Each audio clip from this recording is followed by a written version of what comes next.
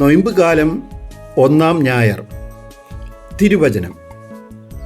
അവൻ പിശാചിനാൽ പരീക്ഷിക്കപ്പെട്ട് 40 ദിവസം അവിടെ കഴിഞ്ഞുകൂടി. ആ ദിവസങ്ങളിൽ അവൻ ഒന്നും ഭക്ഷിച്ചില്ല.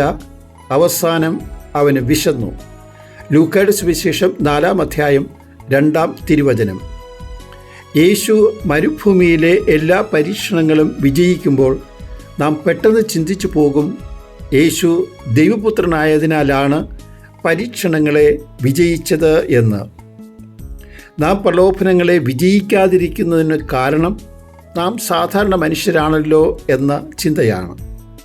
എന്നാൽ വിശുദ്ധ പൗലോസ് അപ്പോസ്തലൻ ഇതിനോട് യോജിക്കുന്നില്ല. കൊറിന്തുസുകാരെ അദ്ദേഹം ഉപദേശിക്കുന്നത്, ദൈവം വിശ്വസ്തനാണ്. നിങ്ങളുടെ ശക്തിക്ക് അതീതമായ പ്രലോഭനം ഉണ്ടാകുമ്പോൾ അവയെ അതിജീവിക്കുന്നതിനുള്ള ശക്തി അവിടുന്ന് നിങ്ങൾക്ക് നൽകും. നമ്മുടെ ഉള്ളിൽ പ്രലോഭനങ്ങളെ അതിജീവിക്കുന്നതിനുള്ള ശക്തി ദൈവം നിക്ഷേപിച്ചിട്ടുണ്ട് എന്ന് നാം വിശ്വസിക്കണം. സ്ഥിരമായി കാറ്റിനെ നേരിടേണ്ട മരം അതിൻ്റെ വേരുകൾ ആഴത്തിലേക്ക് കടത്തിവിടും. ഒളിമ്പിക്സ് ട്രെയിനർ കൊച്ചുകുഞ്ഞുങ്ങളെ എടുത്ത് വെള്ളത്തിലിടും.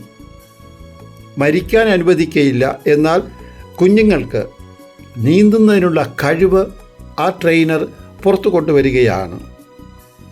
ഏത് പ്രലോഭനങ്ങളെയും പ്രതിസന്ധികളെയും അതിജീവിക്കുന്നതിനുള്ള ശക്തി വിശ്വസ്തനായ കർത്താവ് തരും എന്ന് വിശ്വസിക്കുന്നവനാണ് ഭാഗ്യവാൻ.